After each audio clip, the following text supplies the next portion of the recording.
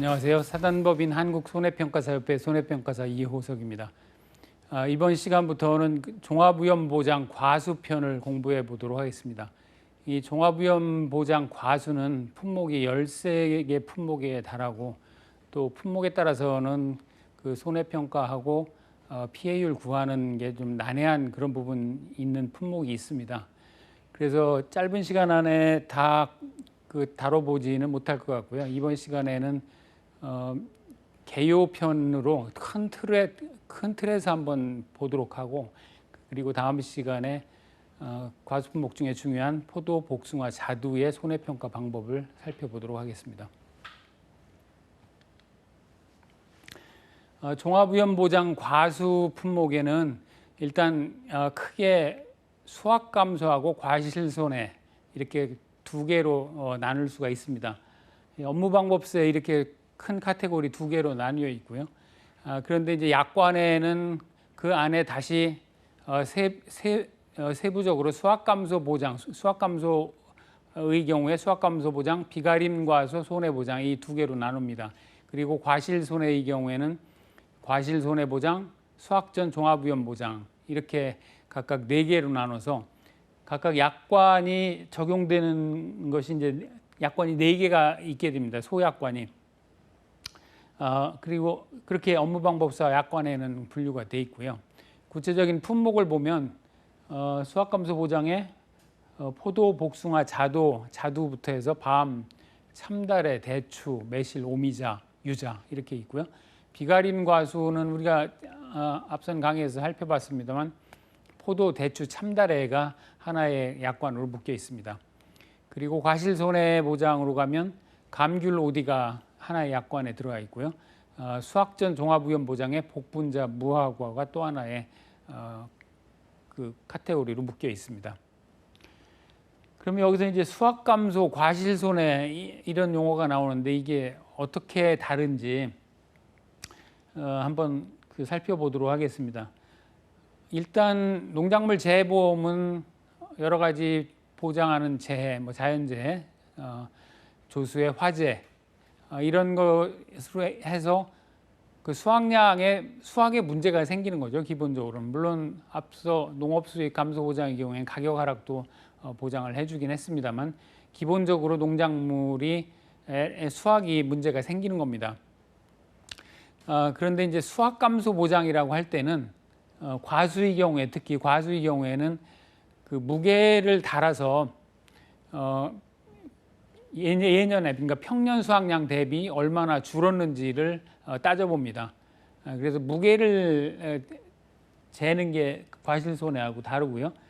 여기서 과실손해라고 하면 꼭 뭐 어떤 과실에 문제가 있었다기보다는 그러니까 방법의 차이로 이렇게 용어를 나눈 것 같습니다. 과실손해보장 감귤, 오디나 복분자, 무화과의 경우에는 이 무게를 재는 게 아니고 예를 들면 감귤 같으면 감귤의 표본주를 잡아가지고 그 표본주에 피해가 있는 과실이 몇 개고 피해가 없는 정상과가 몇 개인지를 세가지고 그 비율로 피해율을 산정을 합니다. 오디 같은 경우에는 표본주의 가지를 선정을 해서 그 가지에 달려있는 결실수, 오디가 몇 개 달렸는지 피해는 몇 개를 받는지 이런 식으로 그 피해율을 산정을 합니다. 복분자, 무화과도 뭐 그 복분자의 경우에 이제 포기로 하고 무화과는 이제 또 다른 방법으로 하긴 하는데요. 그래서 과실손해의 경우에는 무게를 재는 대신에 어떤 다른 방법으로 피해율을 산정을 하는 이제 그런 방식을 취하고 있습니다. 그래서 뭐 꼭 그것이 정확하게 맞아 들어가진 않습니다만 크게 굳이 구분을 하자면 이제 그렇게 구분을 할 수 있다고 말씀드릴 수가 있겠습니다. 자, 여기서 비가림 과수 손해보장이 하나의 약관으로 빠져 있기는 하지만 사실은 앞에서 우리가 시설 품목에서 봤듯이 비가림 과수 손해보장이 내용은 수확감소 보장하고 똑같습니다. 다만 포도, 대추, 참다래의 경우에는 이제 비가림 시설이 있었죠.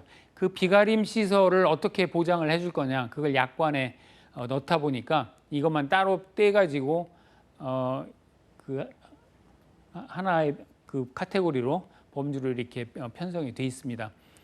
그러나 사실은 우리가 공부할 때는 비가림과 손해보장, 포도, 대추, 참다래 품목은 시설 품목으로 따로 떼서 비가림 시설을 학습을 하고 나머지는 수학감소 보장에 넣어서 학습을 하는 것이 훨씬 더 이해하는데 좋습니다. 어차피 비가림 시설은 시설 품목에서 봤듯이 보험 가입 금액이라든지 뭐 자기부담금이라든지 손해평가하는 거, 제조달가액으로 하는 거, 이런 것들이 다 유사하기 때문에 그쪽으로 분리해서 학습을 하는 게 낫지 여기에 섞어서 하는 거는 뭐 별로 효율적이지 않다고 그렇게 보여집니다. 그럼 결국은 수학감소 보장하고 나누면 과실 손해 중에서 과실 손해 보장, 수학전 종합 위험 보장 이렇게 구분이 될 텐데요. 과실 손해 보장도 무게를 달지 않고 피해를 다른 방법으로 측정한다는 것뿐이고 사실은 그 수학감소 보장 품목하고 크게 차이는 없습니다. 다만 수학전 종합위험 보장 복분자 무허가가 좀 다릅니다. 여기 제목에서도 수학전 종합위험 보장 하니까 우리가 적과전 종합위험 2이 기억이 나시죠? 즉 적과전 종합위험 적과를 중심으로 해서 적과 전과 후로 나누어서 완전히 보장하는 재해도 달랐고 손해평가하는 방법, 뭐 보험금 산출하는 방법 이런 것들이 전부 달랐죠. 이 수학전 종합위험 보장 복분자 무허가도 수학 개시를 시점으로 해서 수학 개시 전이냐 수학 개시 후냐로 나누어서 그 평가 방법이 다릅니다. 그래서 수학전 종합위험 보장이라고 이렇게 돼 있고요. 재해도 물론 보장하는 재해도 다릅니다. 그건 뒷편에서 한번 더 보도록 하겠습니다. 자, 품목별 보장 기간인데요. 이 품목이 13개나 되기 때문에 이렇게 나열을 해놓으면 이 뒷페이지까지 13개를 하니까 이게 정신이 좀 없습니다. 사실 하나하나 좀 보도록 하겠습니다. 일단 포도, 복숭아, 자두는 한 묶음으로 같이 다닙니다. 손해평가할 때도 포도, 복숭아, 자두는 같은 방법으로 합니다. 물론 그 표본을 몇 개 잡느냐 하는 거가 조금 다르긴 한데 결국은 방법이 동일하기 때문에 포도, 복숭아, 자두는 하나로 하고요. 그 밑에 것들은 그 품목에 따라서 특성에 따라서 이제 맞는 내용들을 이제 학습을 해야 됩니다.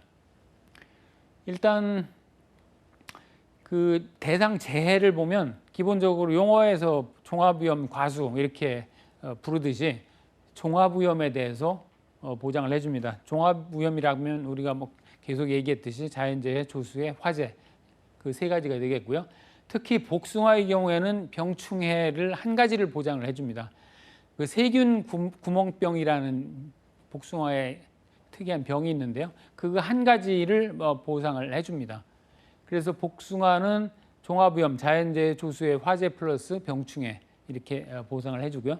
나머지는 종합위험에 대해서 보장을 해줍니다. 그리고 보장 개시일은 기본적으로는 계약 체결일 24시긴 한데 몇 가지 다른 게 있습니다. 밤, 참달에, 대추는 뭐 발화기, 꽂는 분화기, 신초 발화기 이렇게 보장 개시가 다른 품목하고 다릅니다. 다만 그 계약 체결을 할 때 이런 발화기나 꽂는 분화기, 신초 발화기가 지났으면 계약 당연히 늦은 시점인 계약 체결일 24시부터 시작이 되겠죠. 자, 그러면 꽂는 분화기가 뭔지를 한번 보고 가겠습니다. 꽂는 분화란 영향 조건, 기간, 기온, 일조 시간 등 필요 조건이 다 차서 꽂눈이 형성되는 현상을 꽂는 분화라고 합니다. 그리고 꽂는 분화기는 과수원에서 꽂는 분화가 50% 정도 진행된 그때를 꽂는 분화기다 이렇게 표현을 하는데요. 이 꽂는 분화가 이제 말은 좀 어려운데요. 영향 조건, 기간, 기온, 일조 시간 등 필요 조건이 다 차서 꽂눈이 형성되는 때가 되는 현상이 어떤 거냐? 사실 이게 그 과수원이나 이런 나무를 좀 많이 본 사람들이 아니면 뭐 전문가겠죠. 그런 분들이 아니면 이 꽂눈 분화를 쉽게 알 수는 없습니다. 그런데 그 사과, 배 같은 경우 일반적으로 이런 과수들이 꽂눈 분화를 언제 하냐면 보통 7월, 8월경에 합니다. 그러니까 일찍 하죠. 내년에 꽃이 필 거를 7월, 8월에 이미 꽃눈을 만드는 겁니다. 물론 감이나 이런 것들은 신초, 그러니까 올해 그 새로 나온 가지에서 꽃눈과 잎이 다 나왔죠. 그런데 그런 경우에도 그 잎이 나오고 잎과 꽃이 한 눈에서 나오는데요. 그 눈이 이미 그 전해 7, 8월경에 형성이 됩니다. 그래서 사과 같은 경우를 이렇게 유심히 보면 한 7월, 8월경에 가서 이렇게 보면 사과 가지가 어떤 거는 이렇게 새로 쭉 뻗어서 나온 게 있는 반면에 어떤 거는 이 잎사귀가 있고 눈이 가운데 있으면서 퍼지질 않고 딱 멈춰 있는 게 있어요. 이걸 이제 과수 농사 하시는 분들이 이제 막혔다 뭐 이렇게 얘기를 하는데요. 이게 꽃눈이 생긴 상태입니다. 그런데 환경이 안 좋아져서 뭐 고온이 지속된다든가 비가 많이 온다든가 그래서 환경이 안 좋아지면 이 막혔던 게 다시 터져서 거기서 다시 잎사귀가 올해 나올 수도 있습니다. 그렇게 되면 이제 꽃눈이 안 생긴 거죠. 그건 내년에 꽃이 안 핍니다. 그래서 이걸 꽃눈 분화라고 하고요. 그 보통 한 7월, 8월경에 생겨서 그 꽃이 내년 봄에 피게 됩니다. 그 꽃눈이. 자, 그러면 참달의 경우에 꽃눈 분화기의 보장을 개시해서 여기에 보면 보장 종료는 다 수확기 종료 시점입니다. 유자만 이제 최초 수확 직전에 하게 되는데 참달의 경우에 그러면 꽃눈 분화기에 계약을 체결했는데 수확기 종료 시점이면 얼마 안 되지 않나 이런 생각이 들지 않습니까? 근데 이 참달의 경우에는 이 꽃눈 분화기의 보장을 개시한 그 꽃눈이 내년 봄에 피어가지고 과일이 열리는 그 과일을 대상으로 해서 그 보장을 해줍니다. 그러니까 보험의 목적이 꽃눈 분화기 때 보장한 그 과실이 보험의 목적이 되는 겁니다. 그러니까 결국은 보장을 1년 넘게 해주는 거죠. 보장 한계일이 보면 지금 11월 30일로 되어 있습니다. 이듬해 11월 30일. 그러니까 참다래가 4월경에 이걸 상품을 판매해서 가입을 하는데요. 4월, 5월 꽃눈 분화기니까 좀 더 6월경에 하겠군요. 6월경에 가입을 해서 그 꽃눈이 열매로 맺히는 내년. 그래서 그 열매를 딸 때까지니까 11월 30일이니까 거의 1년 6개월 기간의 그런 보험이 되겠습니다. 1년짜리 넘는 그 상품이 없는데 품목이 참다래만 유독 1년 반 정도 보장을 해주는 그런 상품입니다. 자, 꽃눈 분화에 대해서 한번 살펴봤고요. 그러면 신초발화는 우리가 과수 사종할 때 많이 그 얘기를 했었습니다. 신초발화란 신초가 그 햇가지를 얘기합니다. 올해 그 가지가 뻗어나온 거 새로 5m 가지고 이 신초 햇가지가 1, 2mm 정도 자라기 시작하는 현상을 신초발화라고 합니다. 그리고 신초발화기는 과수원에서 전체 신초가 50% 정도 발화한 시점, 이때를 신초발화기다 이렇게 얘기를 합니다. 그러니까 대추 이 경우에 이제 그 신초발화가 지금 이게 요거 밤나무 순인데요. 인편이라고 하는데 여기 그 비늘이 약간씩 밀려서 지금 나오기 시작했죠. 여기는 1, 2mm 자라기 시작하는 이때를 신초발화라고 하고 전체 과수원에서 한 반 정도가 이렇게 쫙 움터서 나올 준비를 하고 있다. 그러면 이게 이제 신초발화기다 이렇게 얘기를 할 수가 있겠습니다. 그래서 대추의 경우에 신초발화기에 보장을 개시해서 다른 품목과 마찬가지로 수확기 종료 시점에 보장이 종료합니다. 다만 수확기 종료 시점은 이 품목별로 한계가 있습니다. 이날을 초과할 수 없습니다. 포도 복숭아의 경우에는 10월 10일, 자두의 경우에는 이듬해 9월 30일, 밤 10월 31일, 참달에 11월 30일, 대추 10월 31일, 매실 7월 31일, 오미자 10월 10일, 유자 10월 30일. 이렇게 되어 있는데요. 이게 시험에 단골로 나옵니다. 이게 2019년 5회 시험에서도 가로넣기로 나왔고요. 그런데 이게 조금 문제가 있는 게 약관에 있는 내용이 지금 요 내용대로입니다. 그런데 어떤 문제가 있냐면 포도 같은 경우에는 11월 달에 가입을 합니다. 가입을 하니까 보장 한계는 10월 10일이라고 하면 좀 앞뒤가 안 맞죠. 당연히 다음에 10월 10일이어야 되겠죠. 그래서 2019년 업무방법세는 다음 해를 뜻하는 Y 플러스 1년 10월 10일이 이렇게 돼 있었는데 올해 약관하고 전부 일치시켰습니다. 그런데 약관에 이듬해라는 거 어떤 품목에는 이듬해라고 잘 써놓고 어떤 품목에는 안 써놨습니다. 포도, 복숭아, 뭐 유자 이런 것들이 문제인데요. 10월 11월에 가입하는 이런 품목들의 이 보장 한계를 이듬해라고 표현을 했어야 되는데 그걸 안 해놨어요. 그러니까 엄밀히 얘기하면 이게 안 맞기도 하고 또는 뭐 논리적으로 아니 11월에 판매했으니까 10월 10일이 보장 한계면 당연히 그 다음 해지 뭘 따지느냐 이렇게 할 수도 있는데 그런데 답안에 어떻게 이걸 작성할 거냐 이제 이런 문제가 있겠죠. 그래서 방법은 뭐 두 가지입니다. 이 그냥 약관에 또는 업무방법서에 있는 그대로 답안을 작성하거나 그러면 더 이상 뭐 그 논란의 여지가 없겠죠. 이게 내용적으로 틀리거나 맞거나 또는 그 이듬해 또는 Y 플러스 1년 적어놓고 거기다 커멘트를 하는 거죠. 이건 약관에 이렇게 됐는데 이렇게 저렇게 해서 이듬해가 맞다. 근데 이게 시간이 모자라기 때문에 사실 그렇게까지 코멘트 달 시간이 있을지 뭐 의문이 듭니다. 하여간 이런 문제가 있다는 걸 간단하게 말씀을 드리고요. 그 다음에 그 다음 이제 과실손해 품목입니다. 과실손해 품목에 감귤 OD가 있고 수확전 종합으로 복분자 무화과가 있다고 했죠. 그래서 복분자 무화과의 경우에는 수확전 종합이기 때문에 수확 개시를 기점으로 수확 전과 후로 나누니까 좀 복잡해집니다.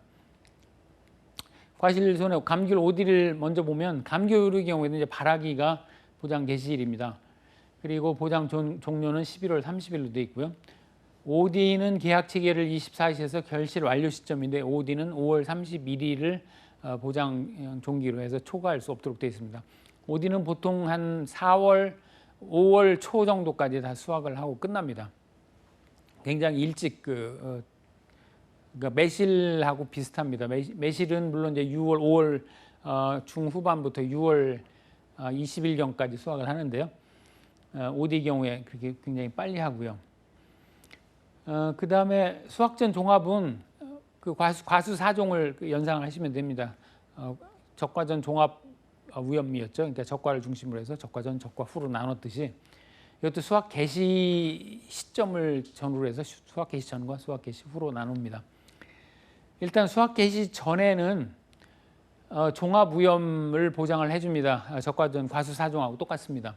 그리고 수확 개시 후에는 태풍, 강풍, 우박 딱 두 가지만 강풍을 동반한 태풍과 우박 이 두 가지만 보장을 해주니까 좀 심플하죠. 그러니까 그 과수 4종의 경우에는 기본적으로 5종에다가 추가로 2종을 더 했었는데 자 그리고 이것은 복분자나 무화과나 동일합니다. 수확 개시 전에는 종합 위험을 보장하고 수확 개시 후에는 태풍, 강풍과 우박을 보장을 한다. 이건 같습니다. 그리고 수확 개시 전은 보장 개시가 계약 체계를 24시부터 수확 개시 그러니까 수확 개시를 복분자는 5월 31일 이후부터 하게 되고 무화과는 7월 31일 이후부터 하게 됩니다. 그래서 수확 개시 전은 이듬해 5월 31일, 무화과의 경우에는 이듬해 7월 31일 날 수확 개시 전이 그 보장이 종료가 되게 됩니다. 이게 과수 4종의 경우에는 적과 종료를 기점으로 해서 적과 종료 전이냐 아니냐 이렇게 보장한 게 있었죠. 그리고 이제 수확 개시 후에는 당연히 이듬해 5월 31일 복분자의 경우에 수확 개시 전이 그때까지 보장을 했으니까 수확 개시 후는 6월 1일부터 보장을 하게 됩니다. 6월 1일부터 해서 이듬해 수확기 종료 시점까지 보장을 하는데요. 여기 뭐 이듬해라고 말이 붙은 건 뭐냐면 복분자 무화과가 그 전에 11월 달에 가입을 하기 때문에 이런 현상들은 다 그 다음에 가입한 다음 해에 일어나는 일들입니다. 그래서 이듬해란 말이 다 붙어 있습니다. 그러니까 여기는 잘 붙인 거죠. 자 그리고 수확 개시 후에 이듬해 6월 1일에서 이듬해 수확 종료 시점인데 이듬해 6월 20일이 보장 한계입니다. 그러니까 이 복분자는 6월 1일부터 20일 사이에 한꺼번에 수확한다는 거죠. 그 아시는 분들은 아시겠습니다만 이제 고창 이쪽에 복분자 단지이지 않습니까? 거기에는 6월 초부터 6월 중순까지 그러니까 인력 시장 장이 선다고 합니다. 그 인건비도 뭐 제가 그 얼마 몇 해 전에 들은 바로는 뭐 2, 30만 원까지 올라간답니다. 왜냐?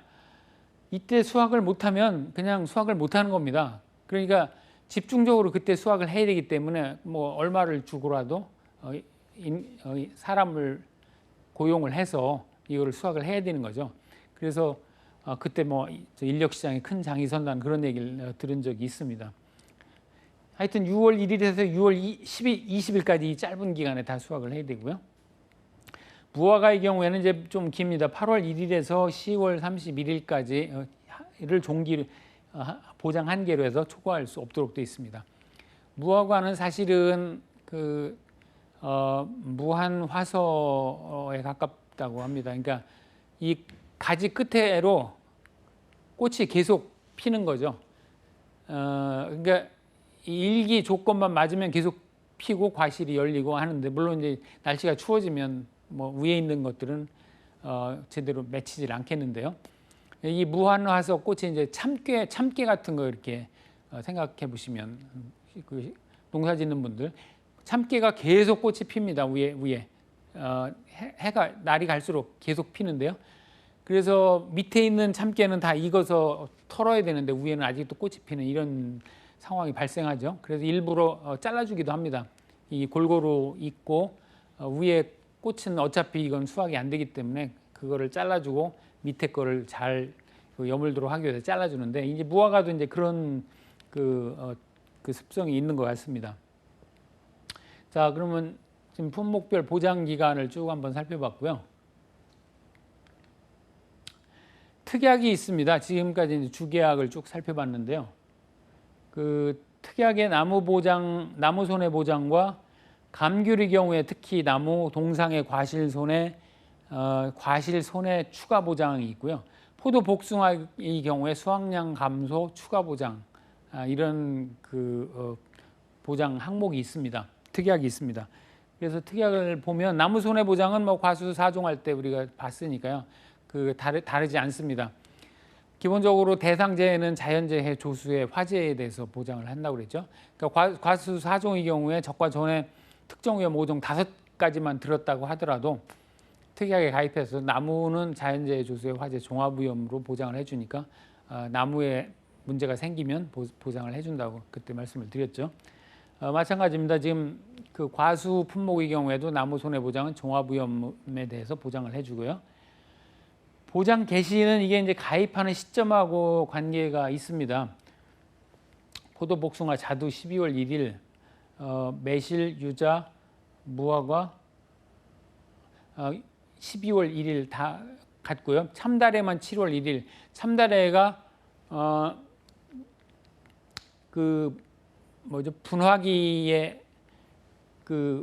분화기가 시작될 때 가입을 한다고 그랬죠. 그러니까 7월 1일 그때쯤에 7월 1일 가입을 하게 됩니다. 그리고 다 보장 종료는 당연히 그 다음 해 이듬해 11월 30일이나 참다래 같은 경우 1년 해서 6월 30일 보장이 종료가 되고요.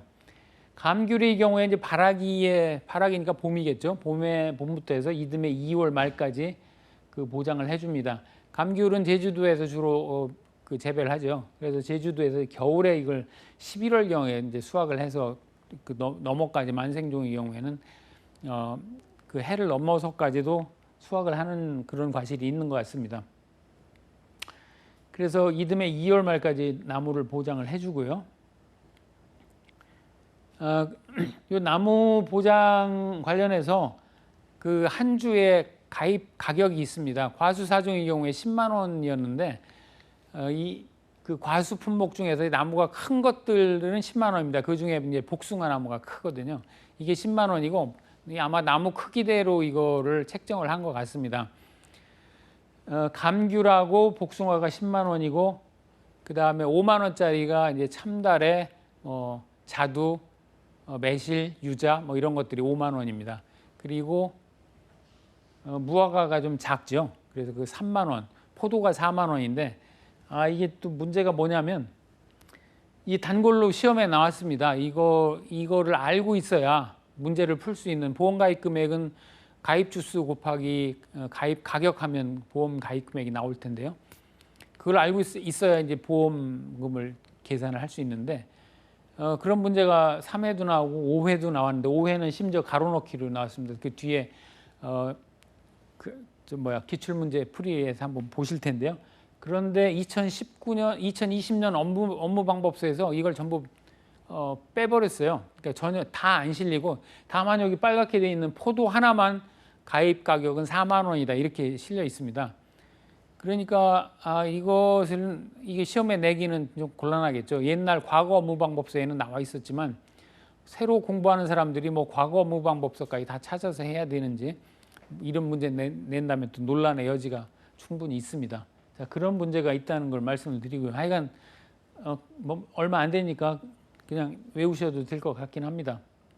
자, 이 나무손해보장 특약을 살펴봤고요. 그 다음에 감귤의 경우에 동상해 과실손해보장이 있습니다. 동상해 과실손해는 동상해로 인해서 감귤이 그 피해를 보면 보상을 해줍니다.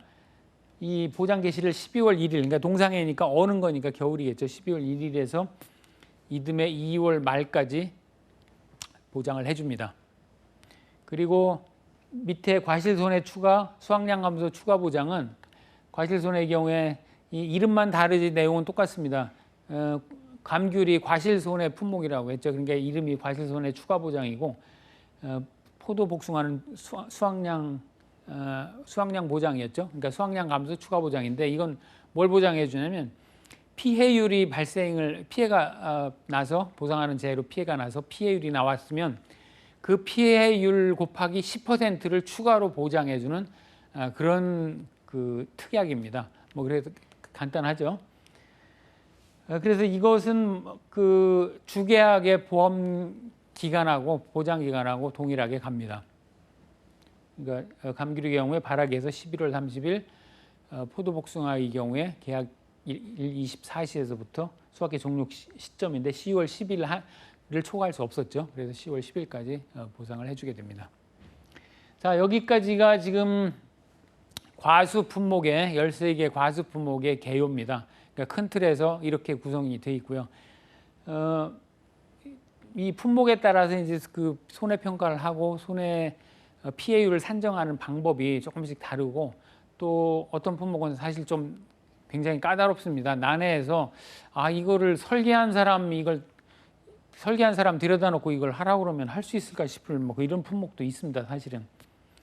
그런데 하여간 손해평가사가 시험을 보시려면 이것들도 이제 지금 시간에 다 다루진 못하지만 하나하나 그 이해를 하셔야 되는 이제 그런 품목이 되겠습니다. 자, 지금부터는 사진으로 해서 그 13개 품목을 한번 쭉 돌아보도록 하겠습니다.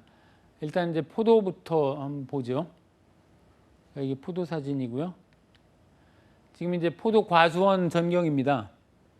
포도는 일단 비가림 시설을 합니다. 비가림 시설을 하는 이유는 비가림 시설할 때도 잠깐 말씀드렸습니다만 그 열과라고 하면 숙기에 과도한 수분을 흡수했다가 고온이 지속되면 그 수분을 배출하면서 이 과실이 갈라지는 현상을 열과라고 합니다.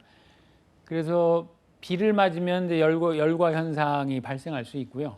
그 다음에 비를 맞으면 이 병충해나 뭐 곰팡이 같은 거, 세균 이런 것들이 번식을 잘 하겠죠. 그래서 그런 것들을 막아주기 위해서 비가림 시설을 합니다. 또 이 수분 스트레스를 주어서 당도를 조절하기도 하는데요. 비가림 시설을 하면 그 사이만 떨어집니다. 비가. 그러니까 이 전부 이게 지금 매트를 깔아놨죠. 매트를 깔아놓고 관수 시설을 물 주는 시설을 또 따로 합니다. 그래서 필요할 때만 필요한 양만 물을 주는 이제 이런 시스템으로 해서 이 그 수분 스트레스를 가지고 당도를 조절하는 그런 역할을 여러 가지 다용도로 비가림 시설을 하게 됩니다. 그런데 이 포도는 지금 잘 작아서 안 보이겠습니다만 이 보통 옆으로 이렇게 양쪽으로 유인을 합니다. 가지 하나를 양쪽으로 유인을 해서 그 다음에 저쪽 가지가 지금 중간까지, 그러니까 중간 정도까지 왔네요. 이쪽까지가 중간 왔고 저쪽까지가 중간 왔습니다. 그리고 이쪽도 마찬가지로 이렇게 와 있고요. 그리고 포도는 신초, 새로 난 가지에서 꽃이 피고 열매가 열립니다. 그런데 그 열매가 열리면 저거를 그 과수원에 가서 보면 정말 손이 많이 가는 그런 품목 중에 하나입니다. 저거를 옛날 혹시 그 포도를 기억을 하시는지 모르겠는데 옛날 포도는 굉장히 포도송이가 꽉 들어차고 이렇게 포도 하나하나리 눌려 있는 그런 포도 그런 거였어요. 근데 최근에 포도 사보시면 그런 거 하나도 없죠. 하나하나가 전부 동그랗게 다 잘 익었죠. 그게 왜 그러냐면 이제 그 알속기라고 하는데요. 일일이 그 조금 더 요거보다 컸을 때 부딪힐 만한 거를 다 좀 안 좋은 것들을 따줍니다. 전지가위로 전부 따줘서 그게 다 자랐을 때는 딱 포도송이가 되도록 그렇게 전부 따주고요. 그렇게 알속기를 한 다음에 봉지를 하나하나 씌웁니다. 뭐 봉지 씌우는 이유는 역시 그 해충이나 이런 것들을 막고 또 뭐 그 햇빛이나 이런 거로부터 그 보호하고 뭐 이런 목적으로 또 봉지를 전부 씌웁니다. 그리고 수확도 이게 이 단단해 가지고 낙과가 잘 안 생기는 과일입니다. 그래서 일일이 전지가위로 전부 수확을 해야 되고 또 하나가 이게 지금 사람 허리 높이 정도밖에 안 됩니다. 왜 이렇게 하는지는 뭐 물어봐도 그냥 관행적으로 그렇게 한다 그래요. 근데 이제 최근에 설치하는 이 그 비가림 시설을 보면 뭐 사람 키 높이 정도로 설치를 하더라고요. 그리고 이렇게 하니까 이거를 작업을 하려면 이걸 전부 구부리고 해야 되고, 그러니까 여자분들 좀 키 작은 여자분들이 아니고 남자들이 이거 작업하기에는 아주 괴로운 그런 작업 여건이 됩니다. 그 괴로운 작업 여건 중에 하나가 또 인삼밭이 있다고 그럽니다. 이 여담으로 인삼밭에 보통 인삼 꽃이 피면 그거 전부 잘라주는데요. 그 전부 이 허리를 숙이고 가면서 해야 되기 때문에 그것도 굉장히 고된 작업이라고 그렇게 얘기를 합니다. 그래서 포도가 뭐 우리가 그냥 시장에서 쉽게 사 먹긴 하지만 이 농부의 땀이라는 건 정말 많이 들어가는 그런 작목 같습니다. 자, 이건 이제 복숭아 꽃인데요. 봄에 뭐 다 이렇게 피면 다 비슷합니다. 복숭아, 매화, 뭐 사과, 백꽃. 그런데 꽃이 조금씩 다릅니다. 색깔이. 백꽃은 뭐 당연히 하얀색이고요. 뭐 이화의 월백하고 이런 씨도 있긴 합니다만 사과는 약간 노른기가 돌고 그렇습니다. 그리고 자두하고 복숭아 뭐 이 꽃이 좀 비슷한 것 같긴 해요. 자, 이게 복숭아 꽃이고요. 복숭아도 이 꽃은 전년도 2년생 가지에서 피는데 사실은 요 눈들은 이제 3년 전에 그 화분화, 꽃눈 분화가 발생한 그런 것들입니다. 그리고 특징이 또 하나가 이렇게 꽃이 많이 피니까 이거 다 복숭아 매달면 가지 부러지겠죠. 특징이 하나가 그 낙과, 자연 낙과가 엄청나게 생깁니다. 그래서 그냥 놔둬도 다 떨어지고 굳이 그 적과라는 걸 하지 않아도 될 정도로 떨어집니다. 그러면 생리적 낙과가 다 끝나고 그래도 남아 있는 것들을 이제 적과를 하고 이 복숭아도 봉지를 씌우게 됩니다. 자, 이거는 봉지를 안 씌운 건데요.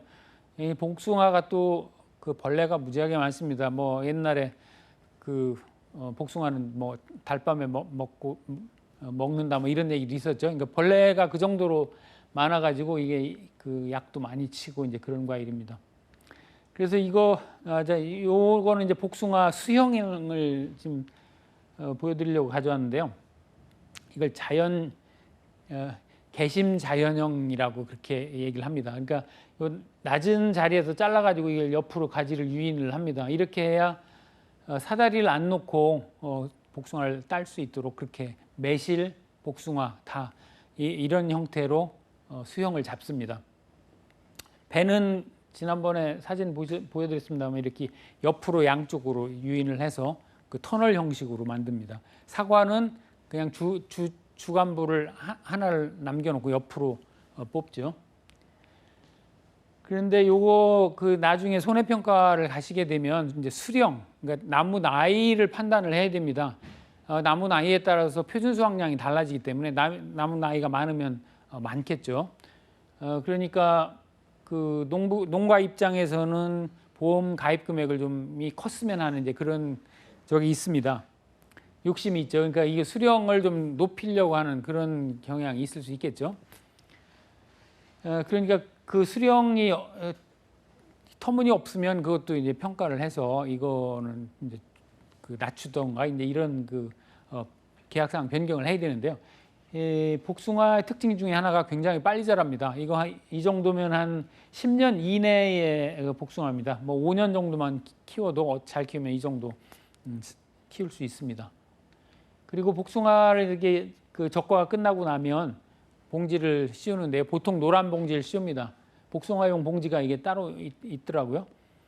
근데 이게 착과수 조사를 하게 되는데 이게 좀 한마디로 좀 굉장히 어렵습니다. 이게 그 무질서하게 나 있어가지고 이거 세는 거가 이거 세면 이 가지를 샜나 안 샜나 저쪽 돌아가서는 이제 좀 헷갈립니다.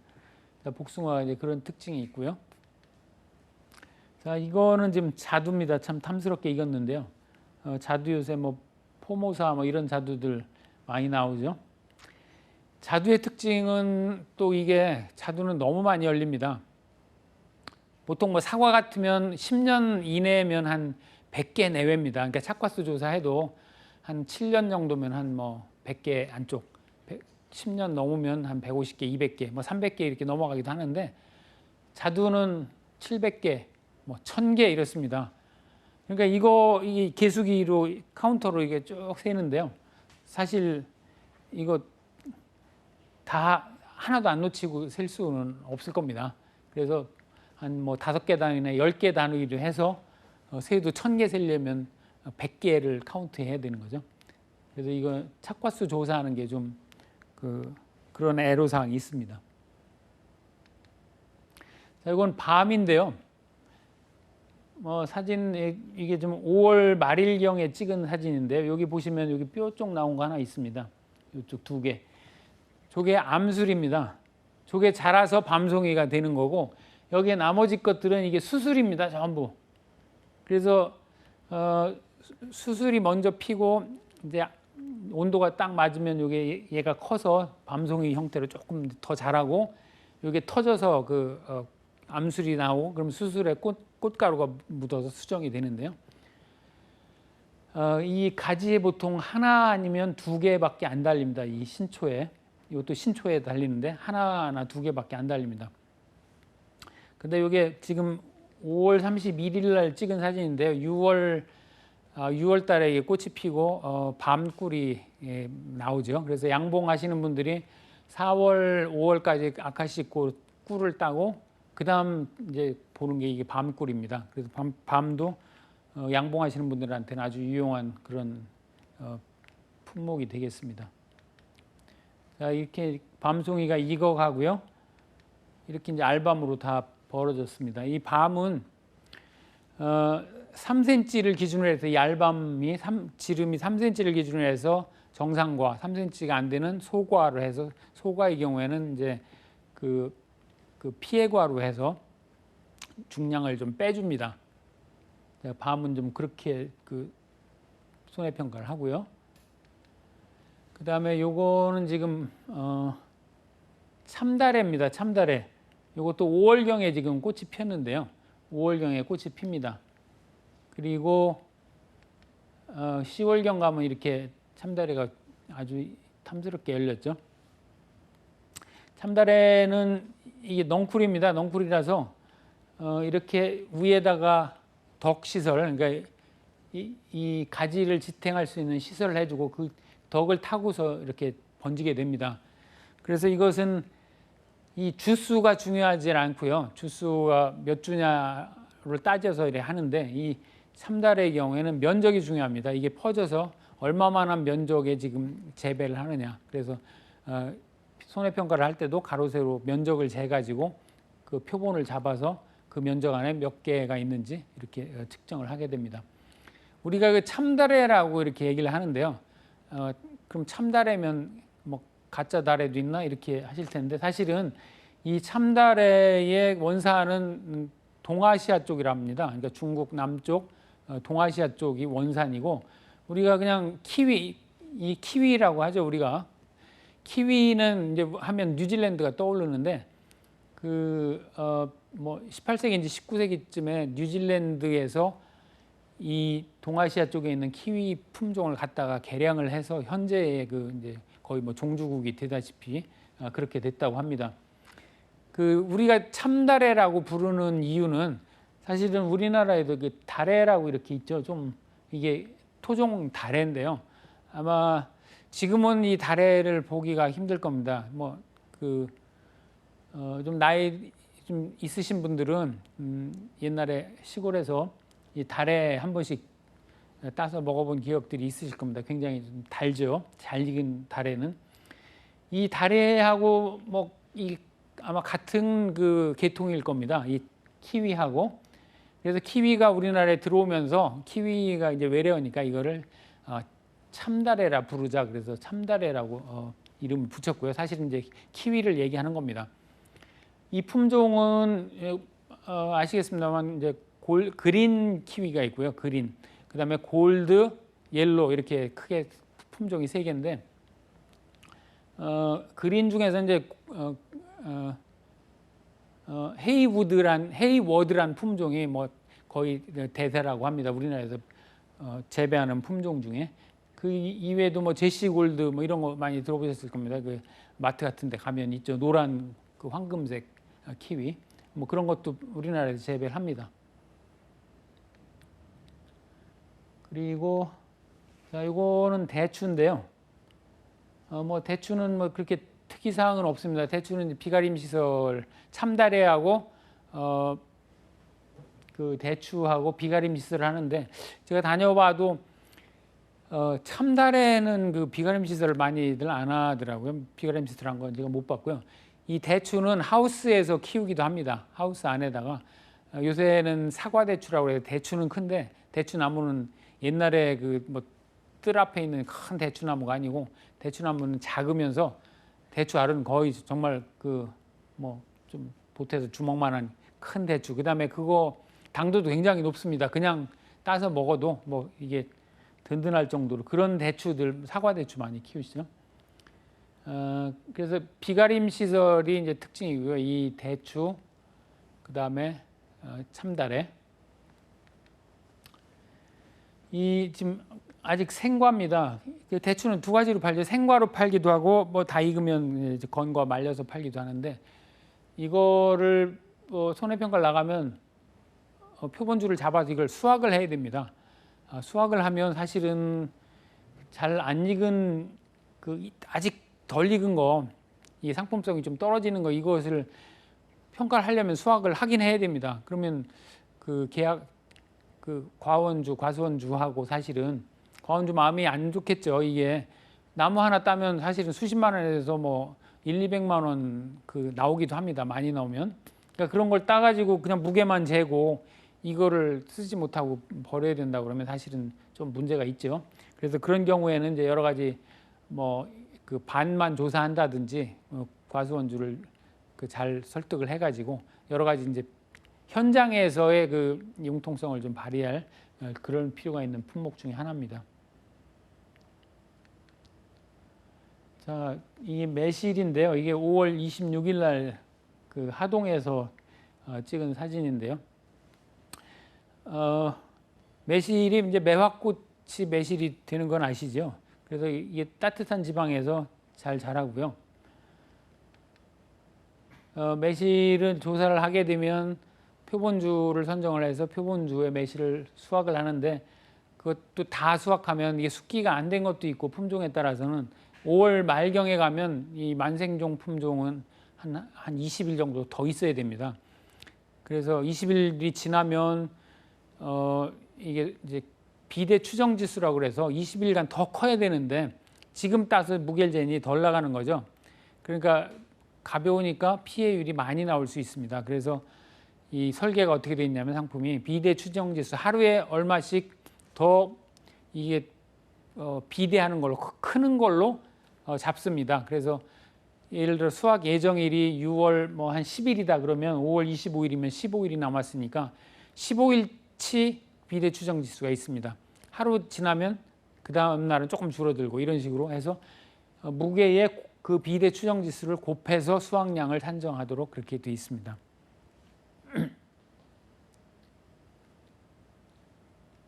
자, 매실을 이렇게 하고요. 품종별로 수확량 조사를 합니다. 자, 요 사진은 지금 그 수형은 개심자연형, 아까 복숭아 보신 것 같이 그렇게 어릴 때부터 이렇게 잡아서 옆으로 유인을 해가지고 양에서 이렇게 사방으로 퍼지도록 보통 3가지 정도 또는 4가지 정도 퍼지도록 이렇게 키우는데 수형은 잘 잡았습니다. 그런데 보니까 이게 논이네요. 논에 지대가 너무 낮아가지고 논을 가지고 밭으로 만들어서 과수를 심었는데 매실을 심었는데 지대가 너무 낮아서 지금 물이 고여 있습니다. 지금 여기 물이 5월달인가 지금 모내기 할 철인데 모내기 하려고 물을 대놨는데 이게 침수가 됐죠. 이렇게 되면 잘 자랄 리가 없습니다. 여기 보면 같이 심었는데도 요거는 지금 고사를 한 것 같고요. 저쪽 것들도 지금 잘 자라질 못하고 있죠. 자, 이런 경우에는 그 미보상 비율이 미보상을 잡아야 됩니다. 이런 경우에는 이제 영농 관리 미흡 뭐 이렇게 해서 그 미보상을 잡아야 되는데 그러니까 다른데 이렇지 않은데 평년 정도를 그러니까 몇 퍼센트를 잡을 거냐? 평년 다른 그 제대로 된 평균적인 과수 달린 걸 보고 그거에 비해서 이게 어느 정도나 지금 덜 달렸는지 그 정도를 가늠을 해서 손해평가사 재량으로 이건 뭐 한 20% 정도 덜 달렸다 그러면 20%, 30% 이렇게 미보상을 책정을 하게 됩니다. 자, 이거는 좀 화면에는 잘 안 잡히는데요. 이게 좀 여기 검은 부분이 진딧물이 지금 그 새싹에 새순에 전부 달라붙어 있습니다. 이건 병충해 방제를 지금 제대로 안 한 거죠. 이렇게 해서 뭐 나무가 제대로 안 자랐으면 이것도 역시 당연히 미보상을 잡아야 되는 그런 상황입니다. 자, 이거 오미자입니다. 오미자는 이게 넝쿨식물인데요. 넝쿨식물인데 그 특이한 게 심어놓고 2년, 3년 키우고 4년째에는 삭벌이라고 해서 이걸 밑둥을 잘라줘야 됩니다. 잘라줘서 새로 새순이 나오는 걸 받아서 다시 올려가지고 그 해는 또 안 열리겠죠. 그래서 그 다음에 또 이렇게 수확을 하고 하는 그런 특이한 작물입니다.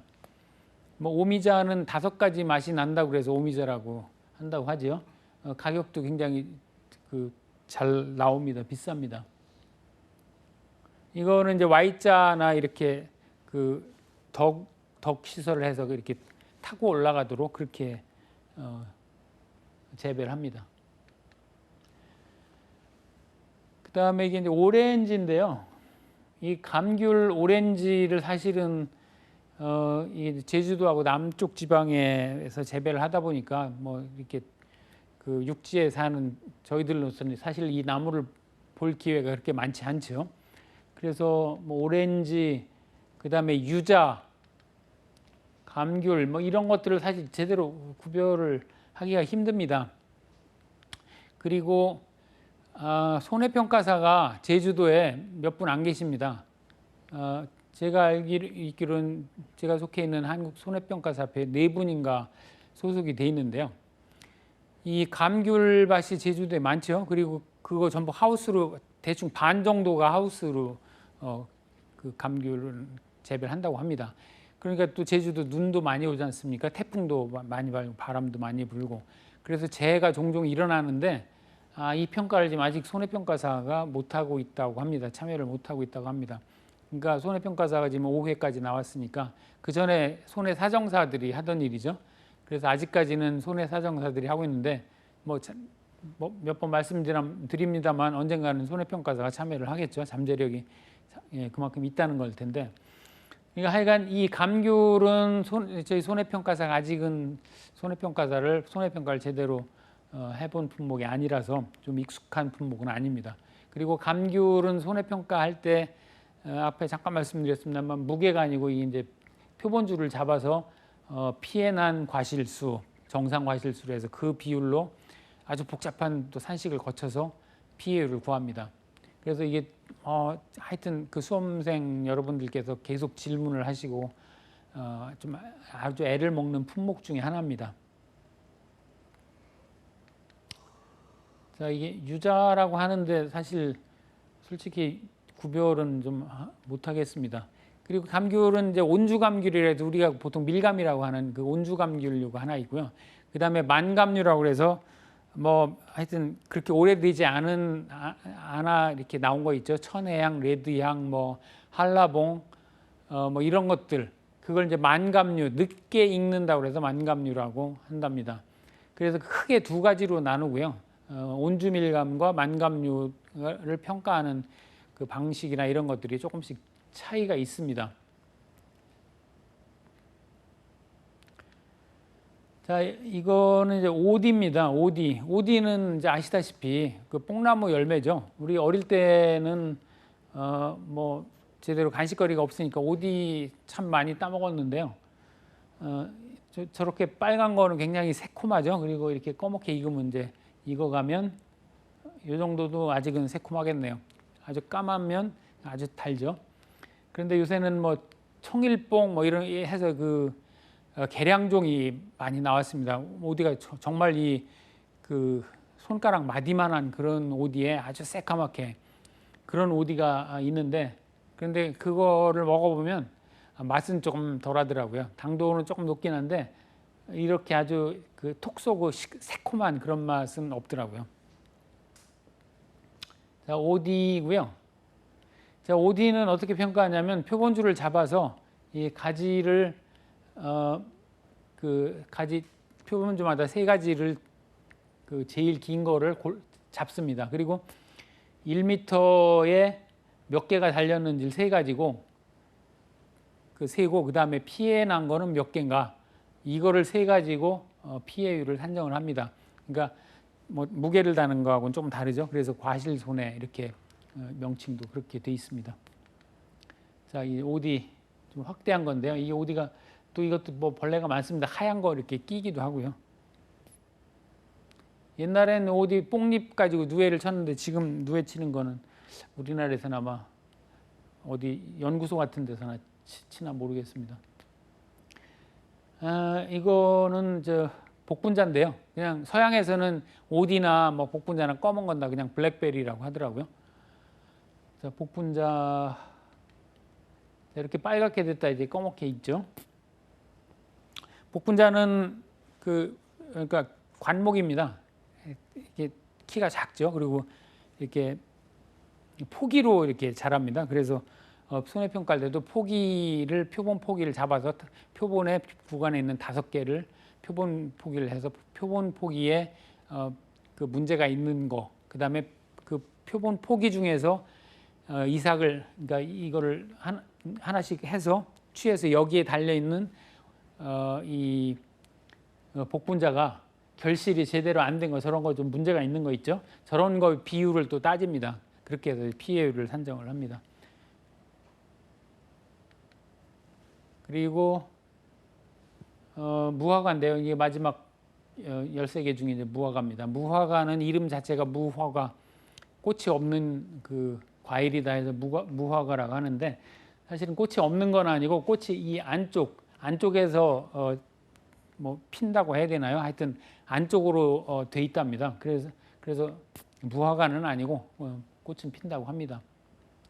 근데 이게 그렇게 크게 자라진 않습니다. 뭐 물론 큰 건 크게까지 자라는데요. 이것도 따뜻한 지방에서 중부 이북에서는 잘 안 되는 것 같습니다. 저도 여러 번 심었는데 잘 이게 안 되더라고요. 겨울을 못 나고 이게 자꾸 죽더라고요. 이게 이제 잘 익은 이제 무화과죠. 이 무화과는 익게 되면 이게 쭉 계속 7월 1일부터 이게 수확을 하는데요. 이게 계속 올라가면서 있기 때문에 오랫동안 수확을 할 수 있다고 합니다. 여기 이제 씨앗을 보면 안에서 이렇게 꽃이 펴서 씨앗을 맺힌 걸 볼 수 있죠. 먹음직스럽습니다. 자, 예시 문제 몇 개 한번 보겠습니다. 보상하는 손해는 O로, 보상하지 않는 손해는 X로 표시하시오.